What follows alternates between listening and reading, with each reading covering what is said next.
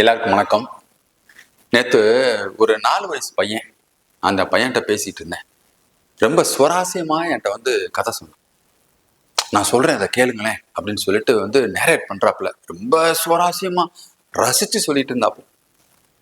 என்ன சொன்னான்னா, ஒரு 10-15 நிமிஷம் நான் கேட்டிருப்பேன். அவன் பேசியிருப்பான். அதுல மேக்சிமம் அவன் அதிகமா சொன்ன வார்த்தைகளை அப்படியே சொல்றேனே. தலைய துண்டா எடுத்துட்டாங்க, ஓங்கி நச்சுன்னு மண்டையில ஒண்ணு போட்டாங்க, கத்தி எடுத்து முதுகுல ஒரே குத்து, சடக்குன்னு ஒரு குத்து, ரத்தம் பீச்சிருச்சு. இதெல்லாம் அவன் சொன்ன வார்த்தைகள். அப்படியே துப்பாக்கி எடுத்து டமால் டமால்னு சுட்டுட்டாங்க. குத்துறது, வெட்டுறது, ரத்தம், இது மாதிரியான வார்த்தைகளைத்தான் அதிகமாக பேசிக்கொண்டே இருந்தான். இதுதான் அவன் அதிகமா பேசினது. இதெல்லாம் எங்கடா நீ கத்திக்கிட்டா, உங்களுக்கு தெரியாதான்னு சொல்லிட்டு ஒரு கார்ட்டூன் கேரக்டர்ஸ் 2-3 பேரை சொல்றான். அந்த கேரக்டர்ல வர்றாங்க, பந்தாடுறாங்க, பறக்க வைக்கிறாங்க, சண்டை போடுறாங்க, ஃபைட் பண்றாங்க. அப்படியே பார்க்க எப்படி இருக்கு தெரியுமா அப்படிங்கிறான். அத சிலாகித்து சொல்கிறான் அந்த குழந்தை. இப்படி வார்த்தைகளை சொல்லுகிற இந்த குழந்தை வாயில நல்ல வார்த்தைகளையே கேட்கலையேங்க.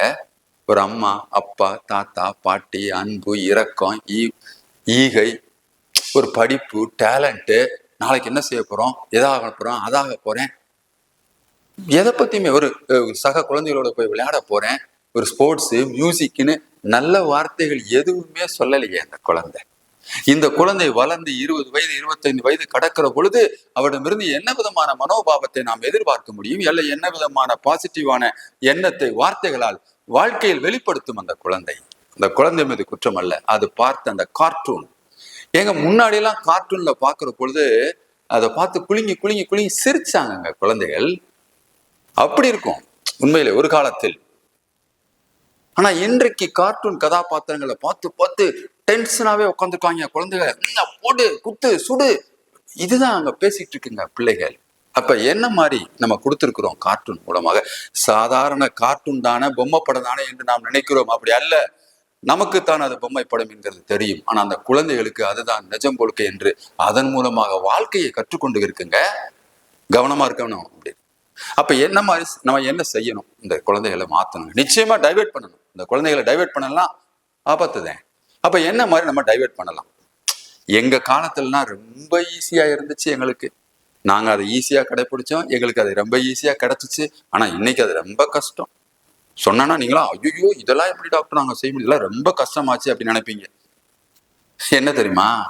குழந்தைகளை முதலில் வீட்டுல இருந்து வெளியில கூட்டிட்டு வர்றது. சிம்பிள். நம்பர் 1, பள்ளிக்கூடம் போகுது, வீட்டுக்கு வருது, வீட்டுக்குள்ள போய் அடைஞ்சிக்குது, ஒரு ரூம்குள்ள உட்காருது, ஒன்னு டிவி பாக்குது, இல்லைன்னா செல்போன் பாக்குது. இதை தவிர கிடைத்த நேரங்களில் எல்லாம் குழந்தைகளை வெளியில கூட்டிட்டு வரணுங்க. வெளியில கூட்டிட்டு போய் நடந்து போவோம், குழந்தைகளோட குழந்தையாக போய் நாமளும் அது ஒரு வாக்கிங் போவோம். நமக்கும் நல்லது, குழந்தைக்கு நல்லது. 1. 2வது என்ன செய்யணும்னா லைப்ரரிக்கு போறதுங்க. எஸ், பெரியவங்களே இன்னைக்கு லைப்ரரிக்கு போறது இல்லைங்க. நாம கூட்டிட்டு போவோம் குழந்தைய, லைப்ரரியில உட்காருவோம், புத்தகங்கள் எடுத்து முதல்ல நாம வாசிப்போம், குழந்தைகளை வாசிக்க வைப்போம். லைப்ரரி போற பழக்கத்தை கொஞ்சம் டைவர்ட் பண்ணி கொண்டு வரணுங்க. ரைட். அடுத்து என்ன செய்யணும் அப்படின்னா, என்ன மாதிரியான விஷயங்களை வாழ்க்கையில சொல்லி கொடுக்கணுங்க இந்த குழந்தைகளுக்கு. நம்முடைய பாட்டன் முப்பாட்டன் வாழ்ந்த வாழ்க்கை இருக்கிறதே, நம்முடைய தமிழனுடைய மரபுகள், அவன் வாழ்ந்த வாழ்க்கை முறைகளை சொல்லி கொடுப்போங்க. ஆமாங்க, என்னத்தை சொல்லி கொடுக்கறதுக்கு இருக்கு அவங்ககிட்ட? சில பேர் என்றோ எங்கோ 300 வருஷத்துக்கு முன்னாடி, 500 வருஷத்துக்கு முன்னாடி, 1000 வருஷத்துக்கு முன்னாடி எங்கோ ஒரு மைனஸ் நடந்திருக்கும். உடனே அதை புடிச்சுக்கிட்டு அந்த மைனஸ் தான் வேற என்ன சொல்லிக் கொடுக்க வேண்டி இருக்குங்கிற மாதிரி பிற்போக்காக வாழ்ந்து விட்டார் என்று தமிழில் என்று சொல்லிக் கொண்டிருக்கிறார்கள். தவறான விஷயங்க. மைனஸ் இவ்வளவு நடந்திருக்கு, தூரத்துக்கு போடுங்க. ஆனால் சொல்லிக் கொடுக்க வேண்டிய பிளஸ், பாசிட்டிவ் நிறைய நம்முடைய முன்னோர் வாழ்ந்திருக்காங்க, அதை சொல்லிக் கொடுப்போம். என் பாட்டன் முப்பாட்டன் அவனுடைய வீரத்தை பத்தி சொல்லிக் கொடுப்போம், அவனுடைய ஈரத்தை பத்தி சொல்லிக் கொடுப்போம், அவன் வாழ்ந்த கலை, இலக்கியம், எவ்வளவு விஷயங்கள் இருக்குங்க. அவன் வாழ்ந்த அந்த அந்த விவசாய முறைகள், நீர்ப்பாசன முறைகள், சுகாதாரத்தை கடைபிடித்த முறைகள், நிறைய நிறைய நிறைய நிறைய சக சமூகத்தோட எப்படிலாம் வாழணும்னு மனிதனுக்கு வேல்யூ கொடுத்து வாழ்ந்த நம்முடைய முன்னோருடைய வாழ்க்கை வரலாறுகளை சொல்லிக் கொடுப்போம். நம்முடைய குழந்தைகளுக்கு சொல்லிக் கொடுக்க நிறைய நல்லது இருக்குங்க. இது ஒரு விஷயமா. அடுத்து நம்ம சொல்லிக் கொடுக்கணும். நிறைய மதங்களை கடைபிடிக்கோங்க. நிறைய மதங்கள், எந்த மதம் வேணாலும் நீங்க இருந்துக்கோங்க, எந்த மத வழிபாட்டு முறைகளுக்கும் நீங்க போங்க, அது உங்களுடைய சுய உரிமை. அங்க கூட்டிட்டு போய் வெறும் வழிபாட்டு முறைகளோடு மட்டும் திருப்தி அடைய வேணாம், மதங்களோடு மட்டுமே இணைந்திட வேணாம். அந்த மதங்களும் வழிபாடுகளும் சொல்லுகிற கருத்தியல்களை வாழ்வியலில் கடைபிடிக்க கற்றுக் கொடுப்பவங்க நம்ம குழந்தைகளுக்கு. நிச்சயமாக எல்லா மதமும் நல்ல விஷயங்களைத்தான் சொல்லி இருக்கிறது, அதுல எந்த மாற்று கருத்தும் கிடையாது. ஓகேயா? சோ அதை கற்றுக் கொடுப்போம். நம்ம அன்பை சொல்லி கொடுத்திருக்கு, நட்பை சொல்லி கொடுத்திருக்கு, பொறுமை கொடுத்திருக்கு, நிதானம், விட்டு கொடுத்தல், தர்மம், தனி மனித ஒழுக்கம்னு நிறைய நிறைய நல்லதைத்தாங்க நம்ம மதங்கள் அத்துணையும் சொல்லி கொடுத்திருக்கு. அதை படிப்பது மட்டுமல்ல, கடைபிடிக்க நம்ம கற்றுக் கொடுப்போம் நம்முடைய குழந்தைகளுக்கு.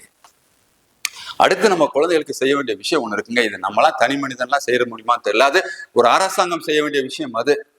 ஒவ்வொரு ஊரிலுமே தனிப்பட்ட முறையில, ஒரு கிராமமாக இருந்தாலும் அந்த கிராமத்துக்கு ஒரு மூலையில இந்த குழந்தைகளுக்கு என்று பிரத்யேகமாக ஒரு பூங்கா அமைச்சு கொடுக்கணுங்க. மிகப்பெரிய பூங்காக்கள், அந்த பூங்காக்களை குழந்தைகளுக்கு கவர்ற அத்துணை விஷயங்களும் அங்க இருக்க மாதிரி முடிஞ்ச அளவுக்கு விளையாட்டு திடல் ஒன்று ஏற்படுத்தி கொடுக்கறது, ஒரு எக்ஸசைஸ் பண்றதுக்கான ஒரு வாய்ப்பை கொடுக்கறதுக்கான ஒரு உடற்பயிற்சி கூடம் அமைத்து கொடுப்பது, கூடலுக்கு ஒரு ஞாயிற்றுக்கிழமை ஆனா குடும்பமும் குழந்தையோடு வந்து கூடுறதுக்கு அங்க ஒரு அரங்கம் அமைத்து கொடுக்கறது, கலந்துரையாடுவதற்கான வாய்ப்பை கொடுப்பது. பிடிச்ச ஒரு இசையா இருக்கு, ஒரு ஏதோ ஒண்ணு அந்த பிள்ளைக்கு ஒரு மியூசிக் பிடிச்சிருக்கு, அல்லது ஒரு டான்ஸ் பிடிச்சிருக்கு, ஏதோ ஒரு கலை அந்த பிள்ளைக்கு பிடிச்சிருக்கு, ஒரு கவிதை பிடிச்சிருக்கு, ஒரு பேச பிடிச்சிருக்கு, ஏதோ ஒண்ணு அந்த குழந்தைகளுக்கு பிடிக்கிறது, அந்த பிடிச்ச விஷயங்களை செய்யறதுக்கு ஒரு ஸ்பேஸ் கொடுக்க அரசாங்கம் ஒவ்வொரு ஊர்லயும் ஒரு அமைப்பை சொல்லுங்க. அந்த ஒரு ஸ்பேஸ் வேணுங்க என் குழந்தைகளுக்கு. இந்த மாதிரி ஸ்பேஸ் இல்லாத நாளிதான் குழந்தைகள் என்ன பண்ணுது, கிடைச்ச ஸ்பேஸ் ஆன செல்போனுக்குள்ள உட்காந்து அதுக்குள்ள போய் யூடியூப்புகளையும், அதுக்குள்ள போய் வீடியோ கேம்ஸ்களையும், அதுக்குள்ள போய் இந்த மாதிரியான கார்ட்டூன்களையும் பார்த்து பார்த்து சுருக்கி கொண்டு அதை உள் வாங்கி பதிவு செய்து கொண்டு இதுதான் வாழ்க்கை என்று கற்றுக்கொண்டு வருகிறதுங்க என் குழந்தைகள். என் அன்பு மக்களே, உணர்வோம், ஒன்றோ இணைவோம், நம் குழந்தை தலைமுறைகளை காப்போம். நன்றி, வணக்கம்.